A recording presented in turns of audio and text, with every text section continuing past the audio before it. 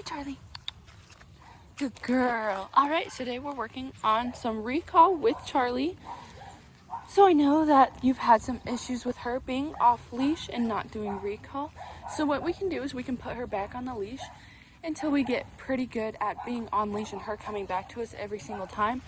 And then we can take her off leash and then focus on that part. We can also take Billie out of the equation whenever we're working on this, because if Charlie's getting too distracted and she's not coming to us, we can work on their commands alone.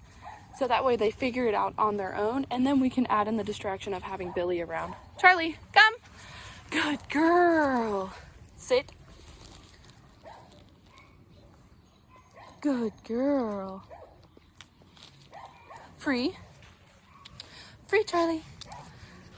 So if she's having problems with being with Billie and doing recall, we can do it alone and have her be pretty good at it without Billie, and then we can introduce Billie back into it.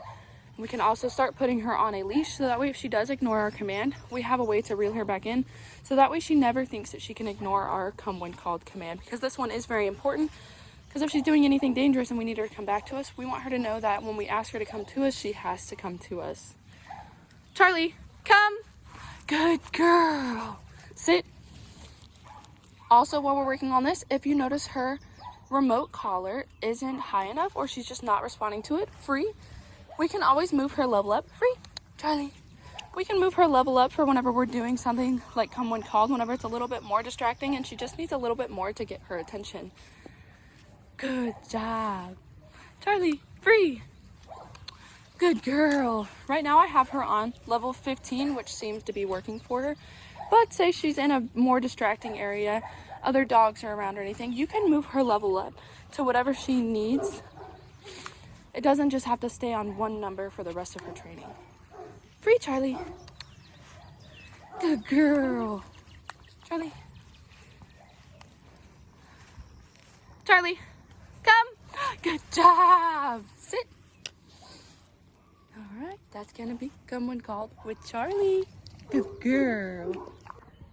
Heel. All right, today we're practicing on healing with distractions with Billie. So I do have Billie alone, because if we're struggling with a command with one of the dogs, we can do it alone with them until we get comfortable with doing it with them.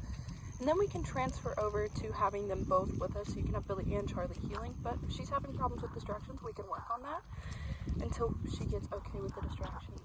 This is a nice little dog distraction that we're going to pass. So if she does anything, I can give her a pop of the leash, and I can use her remote collar. Good heel.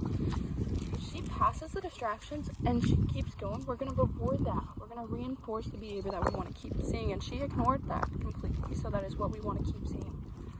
Good heel. So since Billie is having problems with the distractions, take her out downtown or wherever and just practice with Billie. And then once she's good with the distractions, we can heel, throw Charlie back into it. Good. Sit. Good job. So we're going to pass him again. Heel. You want to go pass again? Good girl. Heel. Good job. Good heel.